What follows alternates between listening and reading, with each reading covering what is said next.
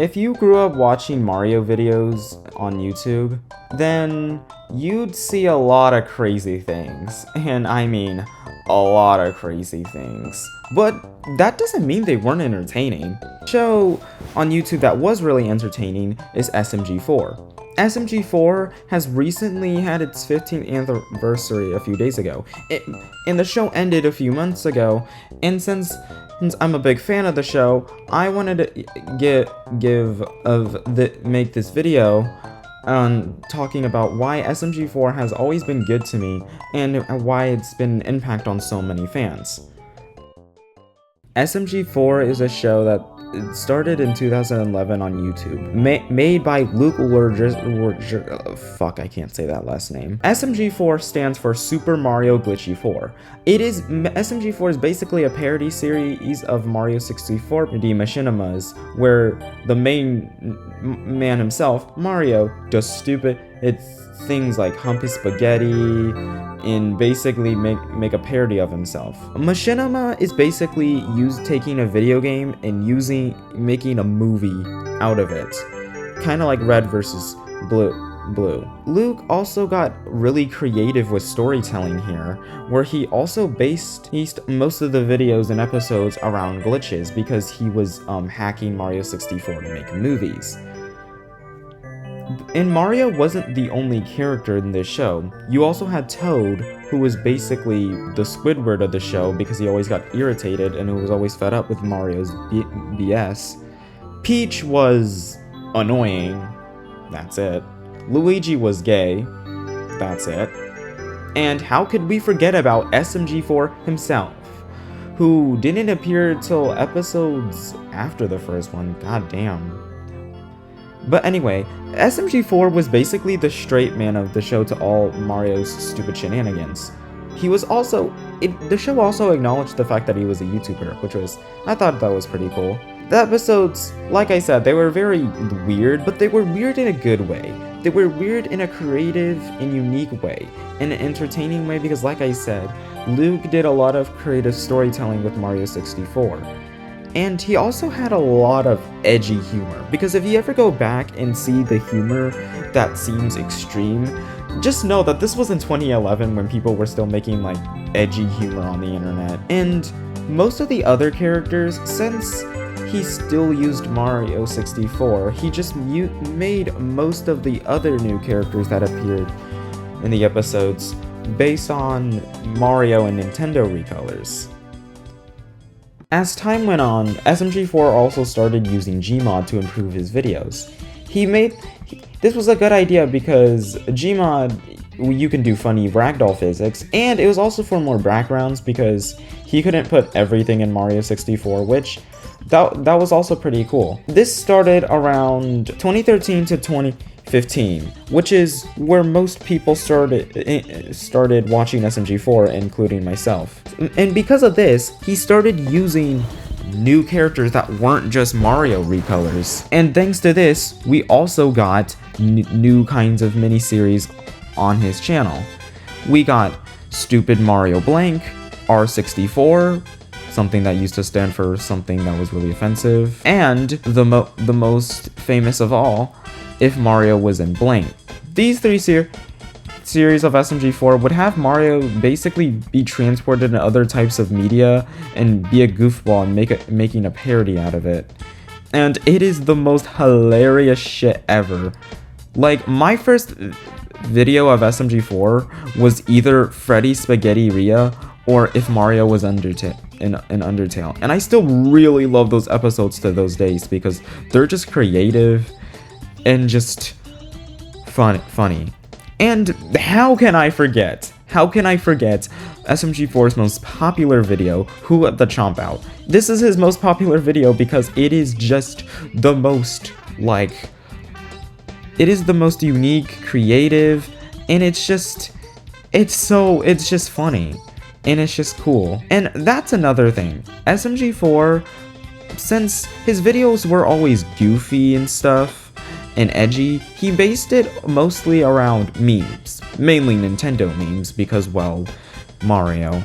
But that's the thing, most of his videos revolved around memes and had a bunch of memes in it, and whenever the characters would say things, they would have an audio from a meme, and I thought that was really hilarious. But that's also probably why not a lot of people talk about their love for SMG4, because if you were to say that you loved a show where characters just said meme words, then they'd be like, boy, what is wrong with you? Because back when I was in school, I barely talked about the fact that I liked SMG4 because I felt like I couldn't have dignity watching something like SMG4. But as time went on, I embraced it because I fucking love SMG4 and I really don't care what anyone thinks. SMG4 also made there was also these popular videos on his channel called War of the Fat Italians. War of the Fat Italians are basically videos mainly about Mario and SMG4 getting into fights for like the dumbest reason, and then just fighting by doing stupid challenges. And then at the end of it, it would end with a rap battle. And the rap battles are actually good. Most of the songs in the rap battles are so good, up to the point where I literally listen to them. Yeah, that's right, I listen to them because, well, they're just good. I can't lie. But just like a Pokemon, SMG4 over time evolved. As SMG4 grew bigger, he also got more experimental. However, though, this didn't really sit right with a lot of veteran fans of the series. Starting in 2017, SMG4 started doing a little more storytelling with the series. This was helped by Luke's older brother Kevin, who started helping out with the channel in 2016 with some other videos. They also started their own channel called Hobo Bros, which I don't think has been continued yet, but a lot of fans do not like story-focused SMG4, and I can kinda see why. You see, SMG4 is always supposed to be kind of like a sitcom comedy it's supposed to be a comedy and a parody where characters do stupid stuff, and you're supposed to sit down and laugh. So a lot of people didn't like SMG4 doing serious story shit. However, though, I don't have a problem with SMG4 doing cool story stuff, because in my opinion, the stories that SMG4 told are really good, and it made the series more interesting over time. I think the series honestly got better over time. Don't get me wrong, it was still good before, but I think it got better over time because of these new stories. But honestly, a lot of fans did not like story-focused SMG4. They almost downright felt it was criminal to the series.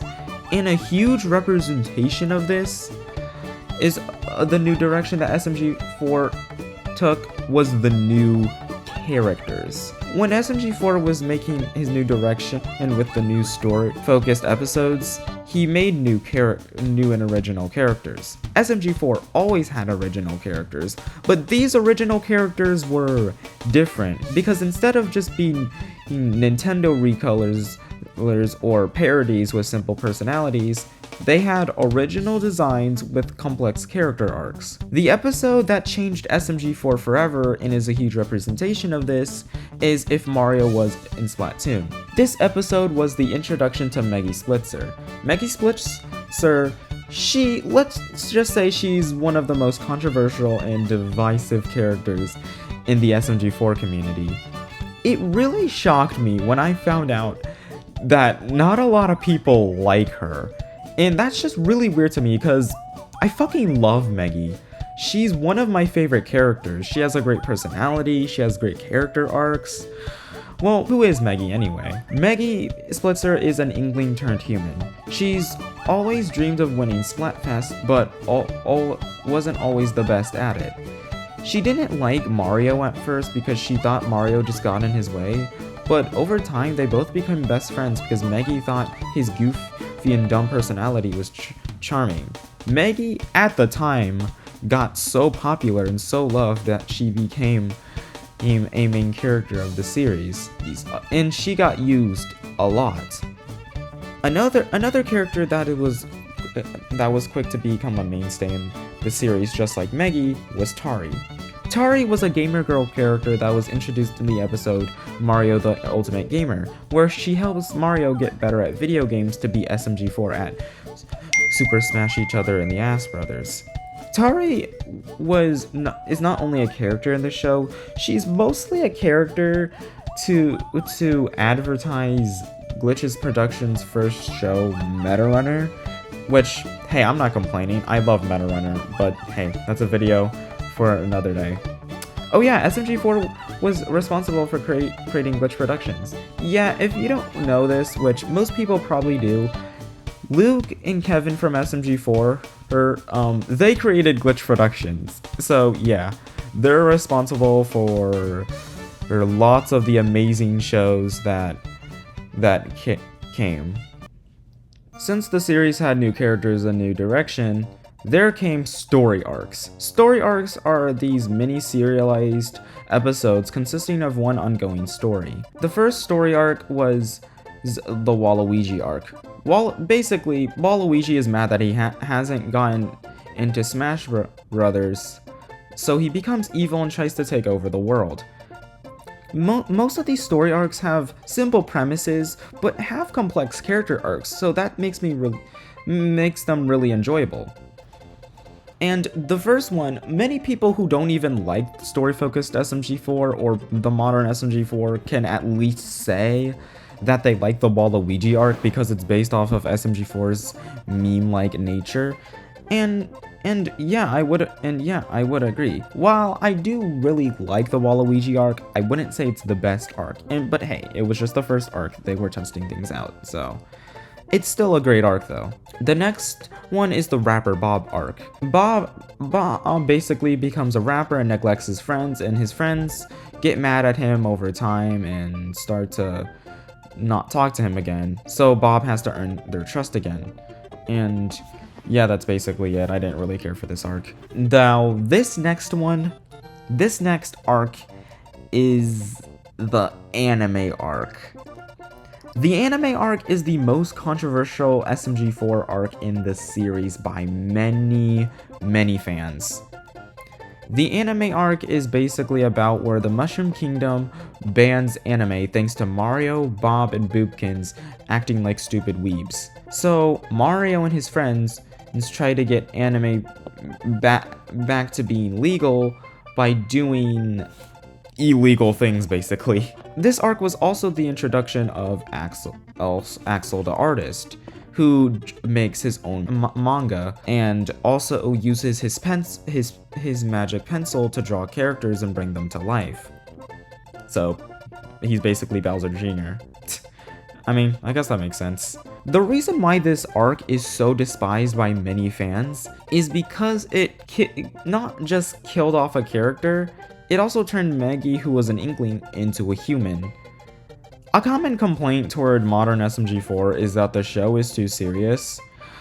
I mean, while I disagree with this, I guess I do understand, because like I said, SMG4 is supposed to be a meme comedy, a spoof. So when you see stuff like characters getting killed and characters crying and going through character arcs, they're gonna be like, what is happening? But personally, I don't think it's that weird, because just because it's a comedy or a parody, that doesn't mean it can't have serious or emotional characters. I feel like that's actually kind of a stupid reason to say why it can't have storytelling because it's a parody or a comedy. And like I said, I think SMG4 became better over time because of this ambitious storytelling. And they really did continue this over time. The next arc after the anime arc is the YouTube arc. The YouTube arc is about SMG3, who's SMG4's longtime rival. He wants to basically take over the whole SMG4 show by replacing the cast with the anti-cast.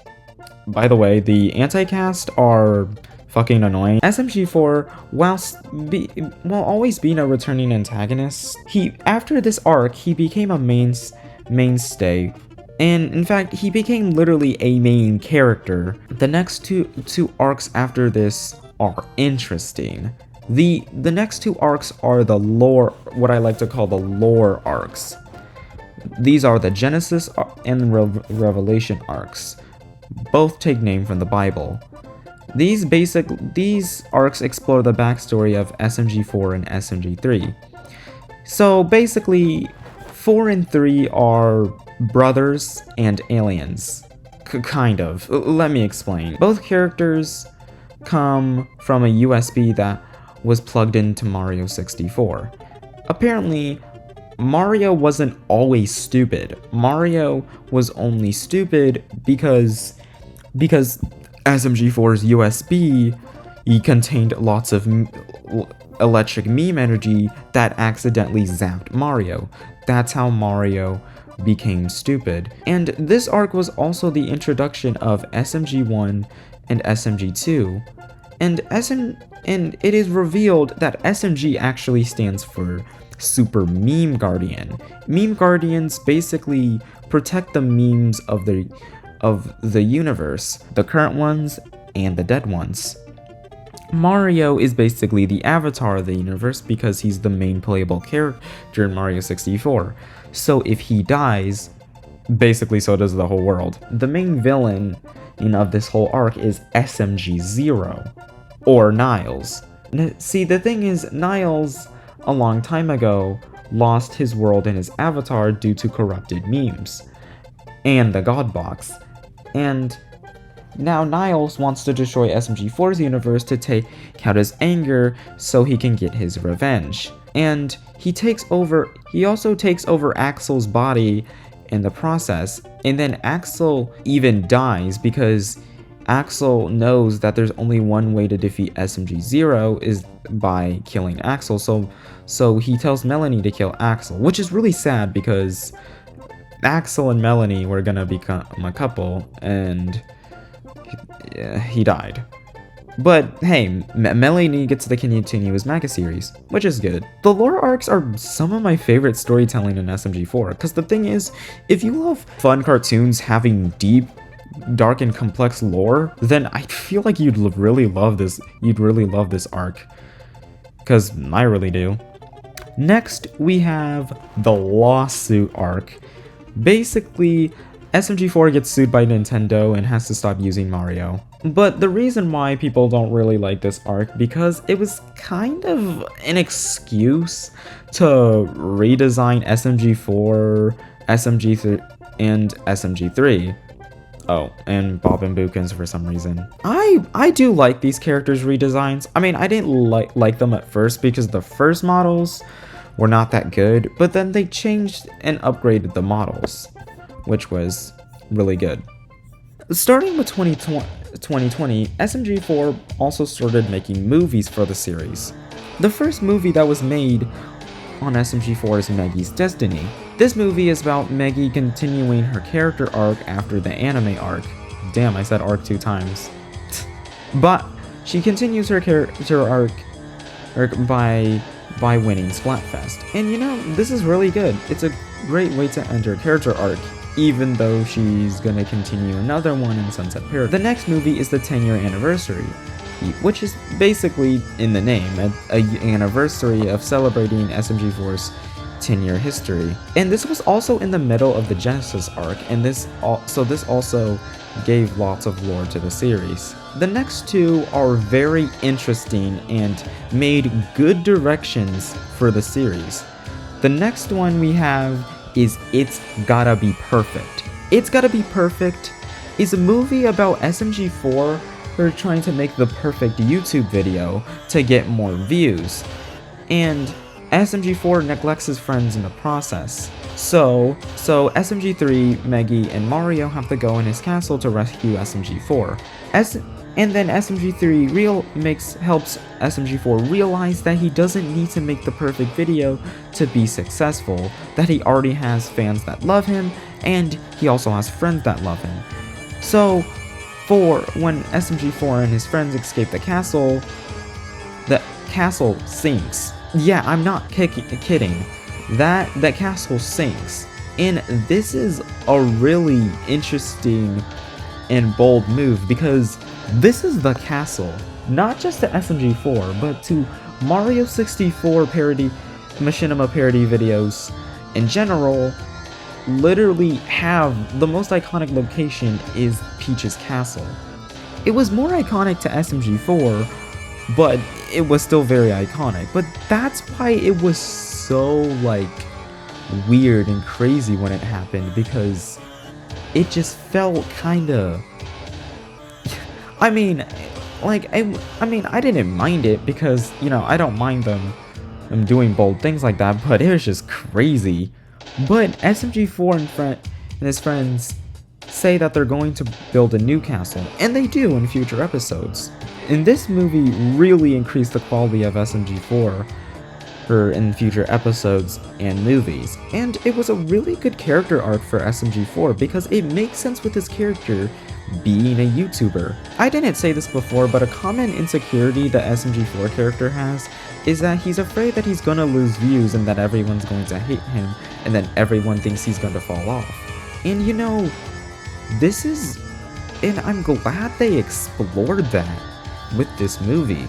The second movie I'm talking about is Western Spaghetti. Western Spaghetti, honestly, he agreed by the community, is probably one of SMG4's best out there, because this movie is fucking peak. It's peak ass cinema. Maggie is going to the Wild West to meet her idol, One Shot Ren, and who inspired her when she was a kid, and is why she is a Splatfest competitor. So she takes Mario and Tari with her. Oh, and all the SMG4 games there too, because, well, let's just say things are a little weird in this movie. Basically, One Shot Ren is actually a villain who wants to torture Maggie in a simulation that he put her and all of her friends in. And this is some of the best writing the series has seen so far, because it helped Tari go through a good character arc where she learns to be more confident. Because usually Tari's you know, the shy one that gets kinda scared a lot. 2024 to 2025 were special years for the series. Definitely special. And when I say special, I mean really cool and good. We got introduced to the famous character, Mr. Puzzles. Mr. Puzzles is my favorite SMG4 character. Yeah, I know, how original. But I don't care. He's funny, he's threatening, he's entertaining. Lots of fans also fell in love with this character, and who could blame them? Mr. Puzzles is just entertaining. And apparently he was the cause of It's Gotta Be Perfect in Western Spaghetti, because he made the characters go through those to make TV shows. See, the thing about Mr. Puzzles is that he's always dreamed of making good television to get 5 stars, so he forced the SMG4 cast to be in a bunch of his shows. And this led to a series called Puzzle Vision, where basically the SMG4 cast makes a parody out of other pieces of media. And honestly, I honestly love the Puzzle Vision episodes. They're really entertaining and funny. But after Mr. Puzzles got defeated in his movie, a movie that is really good, honestly, came back as a recurring villain to try to find SMG4's funny power. I think that's what it's called, or whatever. In the process, SMG4 then runs into Leggy. Leggy is a Goomba version of Maggie, who got transformed into Leggy when she went to the meme island with SMG4.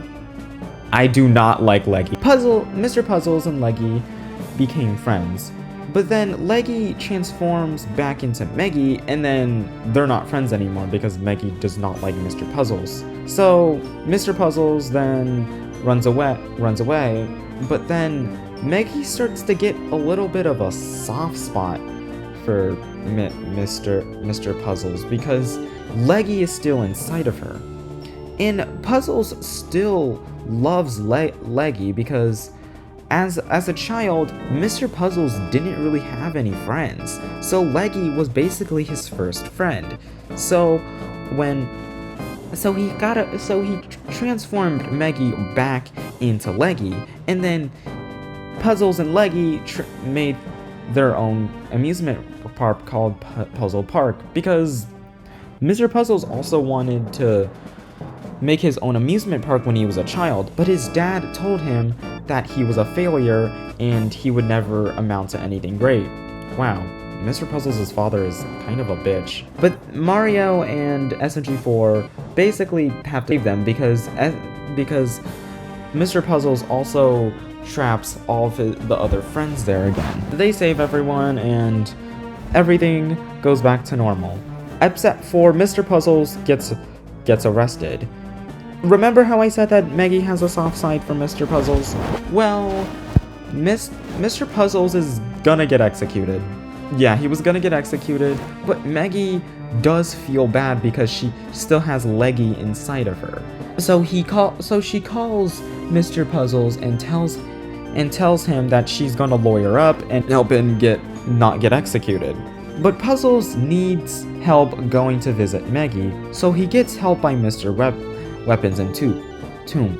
Mr. Weapons is a character that was introduced in the Karen movie where she was Karen's ex-husband, and basically he was the villain of that movie, so he got defeated at the end. Mr. Puzzles offered Mr. Weapons that they both become friends and become partners in crime. And they eventually do, because Weapons breaks Puzzles out of jail, and they both have a good time committing crimes together. But while they are doing that, they're heading to the castle.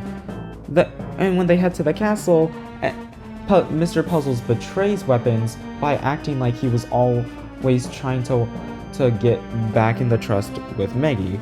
And then Mr. Weapons and Puzzles get into a huge fight, which is fucking badass. I just want to say right now, the anime battles in SMG4 are amazing, and I don't know if I'm the first person to say that, but hey, I'm going to be a glazer for it right now, because this battle sequence is fucking goated. They both have a fight, and basically Mr. Puzzles has lost trust with basically everybody.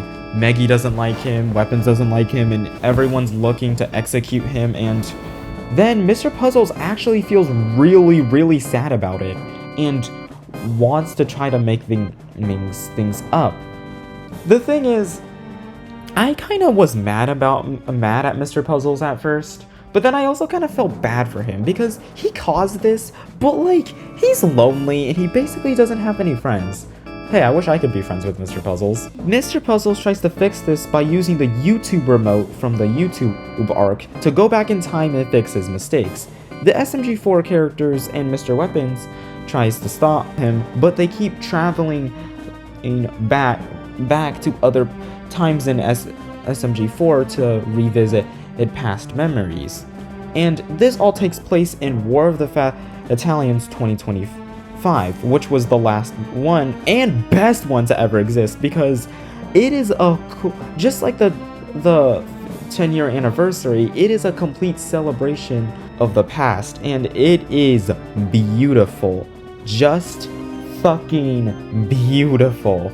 Because this not only makes a good celebration, it also has good character arcs. And hey, remember how I said there was a cool song at the end? Worlds Collide is probably the best SMG4 song to ever exist. It is literally one of my favorite songs. I'm not even kidding. It's one of my full songs, full stop. I don't even care. It's a good song. And Puzzles and Weapons then become friends after the battle, but then the world is about to end because of a black hole. But then Mr. Puzzles uses the creativity of the YouTube remote to web it, I think. Yeah, he does that. And then the characters try to pull it to suck the black hole back in. But then they need to seal it from the inside, so Mr. Puzzles and Mr. Weapons sacrifice themselves to save the world, and it is just downright sad. I literally cried when I saw this, because I cried when Mr. Puzzles died, because oh my god, I fucking love Mr. Puzzles. So after this, the series was coming to an end. Luke said that since he's completed everything that he's wanted with the show, that he doesn't really need to do anything else with it. So he thinks it's time for the show to come to an end. So, as a send-off, SMG4, the character, wants to spend time with each and every SMG4 character. And most of their episodes are really good. There's some episodes I don't really care for, but most of them are really good. Now, the last ever episode is called The End, and it's basically SMG4 and Mario, the two main characters of the show. Basically, it's about Mario being really sad and wishing that SMG4 wouldn't retire the channel, but then Mario, who then wishes that SMG4 would never end his career, and never make changes. So the world becomes very different. Mario doesn't have any friends anymore, and SMG4 only has one subscriber. So Mario becomes really sad about it, and then wants to make things right. So he tells the Wizard Rock that he realizes that all good things must come to an end someday. He wishes to go back to normal, and then the Rock wishes that. But before the Rock grants him that wish, he has to make a couple of videos with SMG4, and they do this.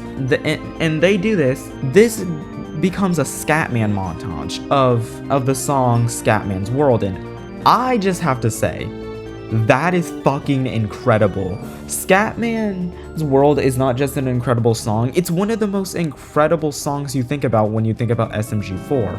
So after that, Mario basically travels back, and the show basically ends from there. It has all the characters waving, and then Mario goes into a pipe, and then you see a photo of all the characters standing on a cake to, mirror the first thumbnail of the first episode. And I just have to say, SMG4 went out with a bang. This is probably the best way they could have ended the show, honestly.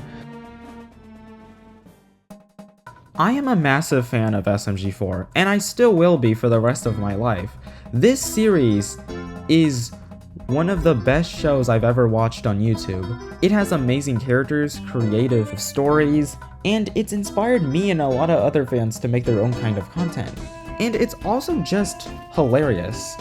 It's a fun show that makes people feel like they have a safe space, and that's why a lot of people love SMG4. And if you're a Mario fan or a fan of memes or internet culture, then you'd love this show. And honestly, I also think SMG4 should get props for what it's done for indie animation. Like I said, Luke and Kevin started Glitch Productions, and their first two shows, which were Meta Runner and Sunset Paradise, that are spin-offs because they're spin-offs for Atari and Meggy, were the first Glitch Production shows, and I just want to say, they're both phenomenal shows.